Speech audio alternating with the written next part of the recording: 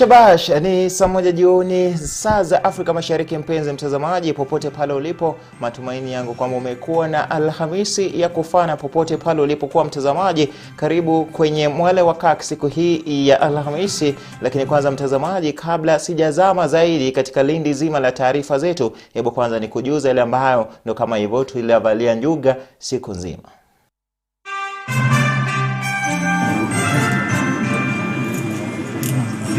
Askari 6 wanaotuhumiwa kwa mauaji ya ndugu wawili wa Kianjokoma kule Embu waachiliwa kwa dhamana.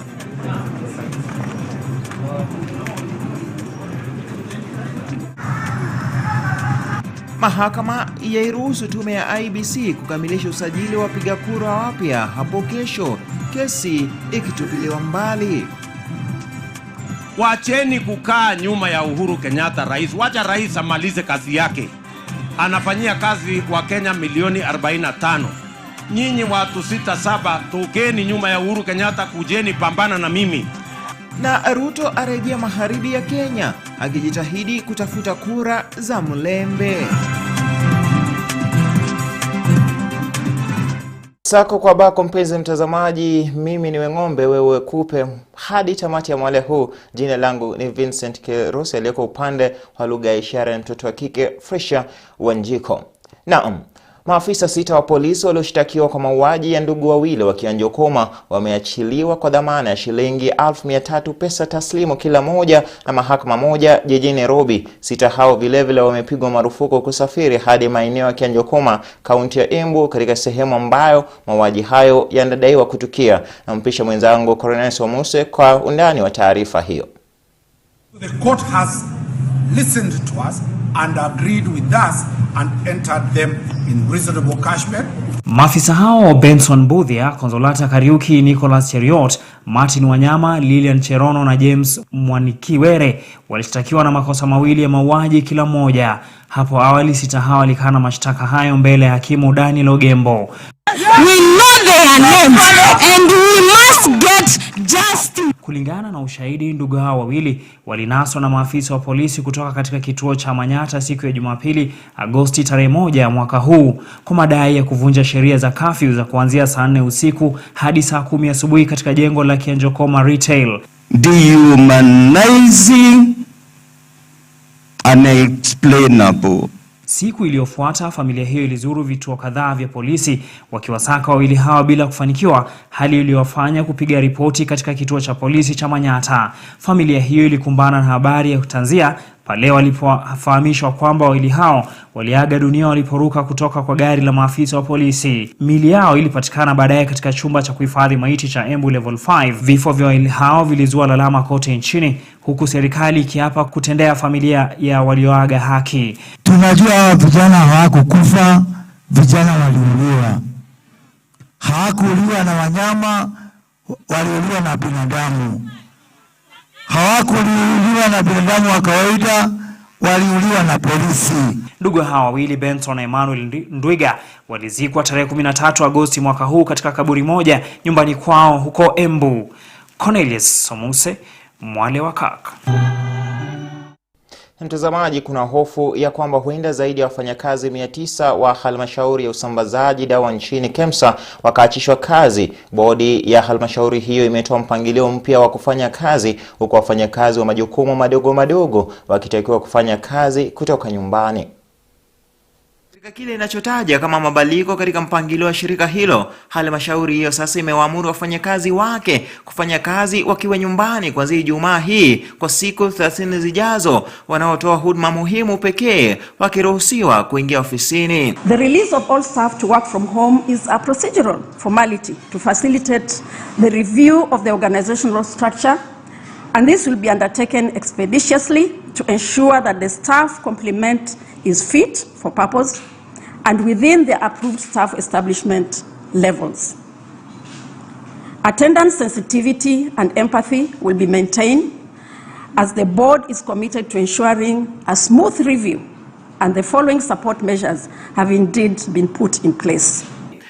Mwenyekiti wa bodi hiyo Bi Chao Mwadime aidha amefichua kwamba nyadhifa kadha katika halmashauri hiyo zitafutiliwa mbali uongozi unapozidi kufua mbinu za kubadili mfumo wa KEMSA ambao jina lake limetajwa vibaya tangu juu wa virusi vya corona nchini. All staff will be engaged and appraised. They will all be engaged and appraised throughout the notice period. And then there's the issue of psychosocial support, which the board has taken into consideration, and the necessary counseling and psychological support will be availed to all staff with no exception. Taarifa zinaarifu kwamba hali ya shauku na ati imetanda ndani ya makao ya halmashauri hiyo tangu siku ya Jumatano baada ya mamlaka hiyo kuwatumia ilani wafanyakazi wote kuhusu mkutano wa lazima. Hata hivyo, wengine bado wako kwenye njia panda kwani bado hawajapokezwa barua yoyote. We have been hearing that we are going to receive letters, and today has come. We have received letters, and effective tomorrow, 5th.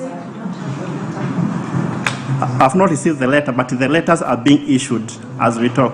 Even me, after here, I'm going to receive my letter. There's no working from home. This is sacking. No working from home.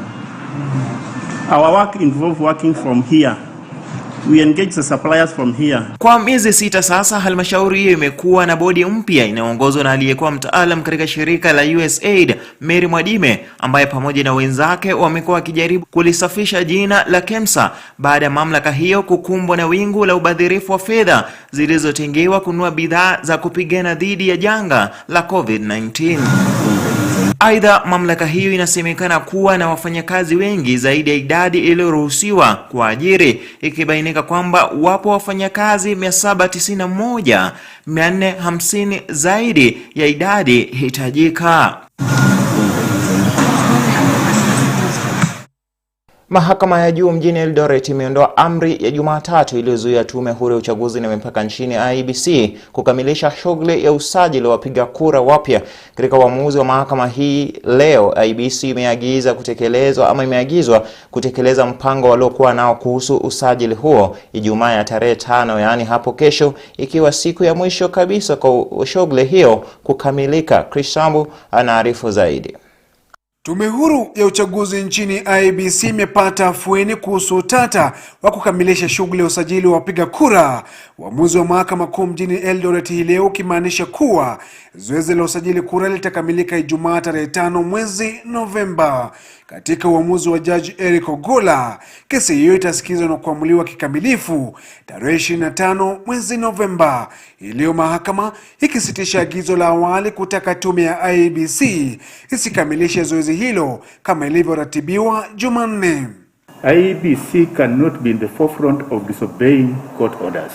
IEBC kupitia wakili Moses Kipkosgei imeambia mahakama kuwa tayari imekamilisha bajeti ya shilingi bilioni 1.27 zilizokuwa zimetengewa shughuli hiyo, na kuwa IEBC ilikuwa tayari kufanya awamu ya pili ya usajili kura. Kipkosgei akifutilia mbali agizo la awali aliyokuwa amepewa Patrick Cherono aliyewasilisha kesi kupinga kukamilika kwa zoezi hilo. Kadhalika, wakili Kipkosgei ameambia mahakama kuwa IEBC ilifuata utaratibu wa kisheria katika kutekeleza maamuzi yake, kwani walijulisha umma kuhusu mwanzo na mwisho wa zoezi hilo. IEBC kidai kuwa fedha zilizotumika kwenye shughuli nzima zilitengwa na hazina ya kitaifa kisheria kwa mwezi mmoja pekee, hivyo basi hawawezi kuendelea na zoezi kwani watakuwa wanafuja fedha za umma. Wakili Kaira na Basenge aliyemwakilisha mwasilishaji wa kesi hiyo akipinga kukamilika kwa zoezi kwa misingi kuwa wapiga kura wengi sasa walikuwa wanajitokeza kujisajili. The public which has been informed that there's no voter registration, how do they get the new facts which you are telling me? Hata hivyo, katika uamuzi wake Jaji Eric Ogola, IEBC itaendelea na maamuzi yake ya kukamilisha zoezi hilo, hii ikiwa afueni kwa tume huru ya uchaguzi, kwani kulingana na mwenyekiti Wafula Chebukati hakuna fedha za kutosha kuendesha shughuli nzima. Chris Sambu, Mwale wa Kirk. Na mtazamaji, dakika ngapi hizi? 10 baada ya saa 1 jioni. Ndio kwanza mkoko na alika maua. Tunaenda mapumziko mafupi tu, turejea awamu ya pili na taarifa nyingi. Na taarifa hapa kuhusiana na ziara ya naibu rais William Ruto upande wa Bungoma akirindima debe hizi za Hustler Nation. Usiende mbali.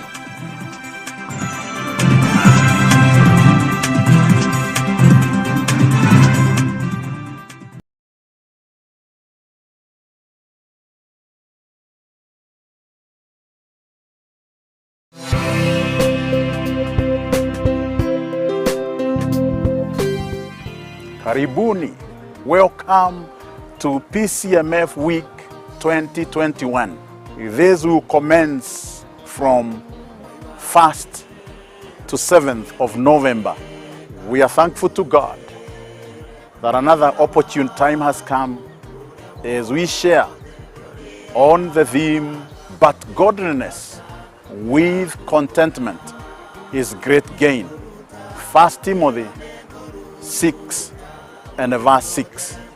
This is a continuation of the theme of the 23rd General Assembly. Consider your ways, or give careful thought to your ways.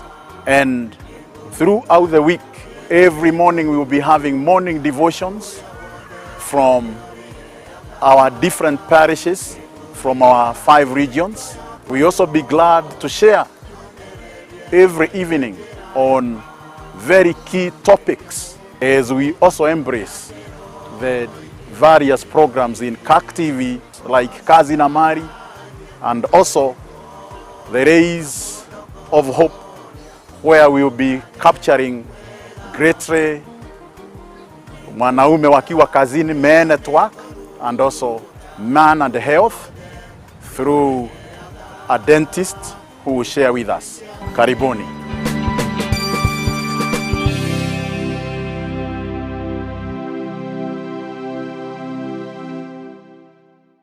Power is sweet.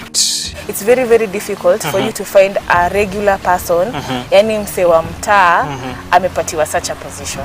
We saw the scandal at Kenya Power, we saw the scandal at the Treasury, at Mwale. Are those people youth? They united together because of their own businesses. Power tends to corrupt, and absolute powers corrupts absolutely. In our Africa culture, when you have food in the mouth, you don't speak. Are they eating? That's why the issue of impeaching the president stopped. This is Power Brief, where we major on politics. Pastors should not be seen leading a demonstration in the streets. We never saw the elders that came before us doing those things. Power Brief is now bigger and better. Every Thursday from 8 p.m. to 9 p.m. Join Cornelius Omuse, Edgar Kosgei, Edwin Kegoli, and a team of experienced political and governance analysts for powerful discussions on politics, governance and economy, only on Kirk TV.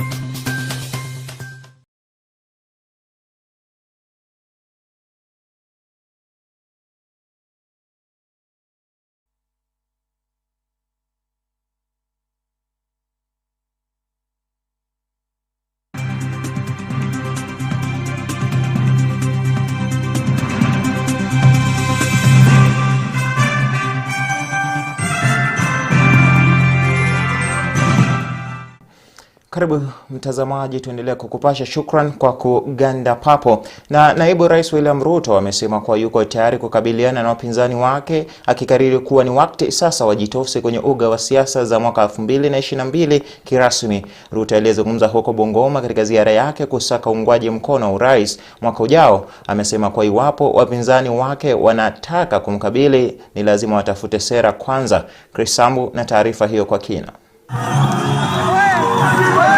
Ziara ya siku 2 ya naibu wa rais William Ruto eneo la magharibi mwa Kenya ilianza kwa kishindo, akirejea tena eneo hilo baada ya majuma kadhaa. Ruto akiwasili na injili ya Hustler Nation katika kurai uungwaji mkono. Eneo la Kamkunywa, kisha Ndivisi Webuye mashariki, na hatimaye eneo la Tongaren County ya Bungoma, kivumbi cha UDA kikitufuka eneo la magharibi. Katika kujipigia debe kwa kinyang'anyiro cha urais mwaka ujao, Ruto ameweka bayana kuwa yuko tayari kukabiliana na wapinzani wake hadharani. Na nimewaambia nyinyi, wacheni kukaa nyuma ya Uhuru Kenyatta rais. Wacha rais amalize kazi yake. Anafanyia kazi wa Kenya milioni 45. Nyinyi watu 6-7 tokeni nyuma ya Uhuru Kenyatta, kujeni pambana na mimi. Na msikuje bure. Kwanza mtengeneze candidate yenu. Wacheni kuzubaa na kusema amujui ni huyu, amujui ni huyu. Hii mtapoteza wakati, alafu mkipoteza kura mtaanza kusema tena imeibiwa. Ruto akiwashtumu wanaopinga azma yake ya urais na kuwataja kuwa viongozi wasio na sera, akijiwasilisha kama suluhu mwafaka kwa wakazi wa kaunti ya Bungoma. Hawa watu wote mimi nashindana na wao. Mwingine si alikuwa prime minister, Si mwingine alikuwa vice president. Si mwingine alikuwa deputy prime minister. Kazi yao ya hapa Bungoma iko wapi? Kwani hao wanaume wanafikiri hii mashindano ni ya urembo? Hii ni mashindano ya kazi. Harambee! Siku yake ya kwanza kwenye ziara magharibi, Ruto amefanya mikutano ya kisiasa akipigia debe chama chake cha UDA na kutetea mfumo wake wa kiuchumi wa bottom up. Wacheni kusumbuka na wheelbarrow. Tuongee mambo ya bottom up, hii economic model na mutengeneze yenu. Wacha kukriticize hii peke yake, haitoshi kukriticize, tengenezeni yenu. Uliza hawa ndugu zangu, jameni, tafuteni candidate mulete. Pangeni sera yenu, muambie wananchi. Na mupange chama vile tutaunganisha Kenya. Tukutane kwa kiwanja. Walioandamana naye wakimpigia debe eneo la magharibi kuzidisha siasa za urais mwaka ujao, wakipania kukata mizizi ambayo imewekezwa na kinara wa ODM Raila Odinga. Ukiwauliza mipango yenu kwa vijana ni nini, wanasema mnataka kuangusha William Ruto. Kitu chenye wakifika hapa chenye wanaweza kufanya ni kuwachezesha mpira ya microphone na reke. Is that the agenda of a young generation? No. Hawa wananchi siku hizi wamerevuka. Wanataka kujua nini, wanapiga kura kwa agenda gani. Lakini kama agenda yenu ni hii ya kumangamanga tu tibi nini, unakuja una criticize at wheelbarrow. Sasa wewe unasumbuka na wheelbarrow nini? Kwani kuna mtu amekuuliza mambo ya machungwa? Yule uko na agenda ya kusaidia Wakenya ni Mheshimiwa William Samoei Ruto. Baada ya msururu wa kueneza injili ya Hustler Nation katika kaunti ya Bungoma kwenye siku yake ya pili, Ruto anatarajiwa hapo kesho kuzuru kaunti ya Busia. Chris Sambu, Mwale wa Kirk. Kwingineko ni kwamba vita dhidi ya uhalifu wa mitandaoni na wale wanaotumia mitandao ya kijamii kueneza semi za chuki na dhihaka imepigwa jeki baada ya jopo maalum kuzinduliwa ili kufanikisha sheria hitajika. Kamati hiyo kwa jina National Computer and Cyber Crime Coordination Committee itakuwa na jukumu la kupanga mikakati ya kung'amua, kupeleleza na kushtaki makosa yanayohusiana na matumizi ya mitandao. Mengi kuhusu taarifa hiyo naye Cornelius Omuse. Waziri wa usalama Daktari Fred Matiang'i amesema kwamba jopo hilo litaipa kipaumbele matumizi mabaya ya mitandao ya kijamii ambayo ameitaja kama tishio kwa usalama wa kitaifa na uwiano. The cybercrime industry, the last time I checked, was about $13 billion industry. And it's probably grown beyond that. Nations around the world are pouring resources into research because the truth of the matter is this. Waziri Matiang'i amedokeza kwamba mawasiliano kwa njia ya kidijitali inazidi kuwa jambo la wazi kwa mashirika ya kiserikali na ile ya kibinafsi, huku akishauri idara zote za serikali kuwekeza katika mafunzo ya kidijitali. Whether we like it or we don't, from now until probably we exit this universe, our lives are going to be influenced by 3Ds. Data, devices, and designs. Wherever you go, whatever you do, in whatever field you find yourselves. Kulingana na Matiang'i, matumizi ya teknolojia imechangia pakubwa katika uhalifu wa kimtandao, huku akiwataka washikadau katika sekta ya sheria na usalama kuhakikisha kuwa wako imara katika masuala ya kidijitali. It has never been much more important as it is now to think hard about cybersecurity. I mean, because of the respectable code of conduct we have to keep as nations, I can't go into quarrels between US and China right now and how cybersecurity is a critical component of those quarrels, or suspicions and tensions between Russia and the US and how cybersecurity is actually at the core of those quarrels and those problems. Katibu mkuu katika Wizara ya Usalama ambaye ni mwenyekiti wa jopo hilo Karanja Kibicho amesema kwamba uzinduzi wa jopo hilo utazuia pakubwa matumizi mabaya ya mitandao na kuharibia watu jina. Without even going into so many that you are aware of that have been a source of insecurity in this country, that have been a source of even personal attacks that result in character assassination, where we have no recourse, because whenever these people are taken to court, there has not been a strong law enough to prosecute these people. Kamati hiyo inahusisha wawakilishi kutoka kwa jeshi la Kenya, huduma ya polisi, huduma ya ujasusi, wizara ya usalama, afisi ya mkuu wa sheria, mkurugenzi wa mashtaka ya umma, usimamizi wa mawasiliano nchini, miongoni mwa wakala nyingine za serikali. Cornelius Somuse, Mwale wa Kirk.